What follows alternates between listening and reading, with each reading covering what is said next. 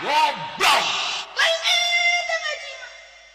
sakadar kos itu jam naon daripada sia magahan Al-Quran kos itu boga murid sia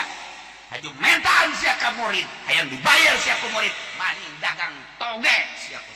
laksanakeun ku sia laksanakeun carana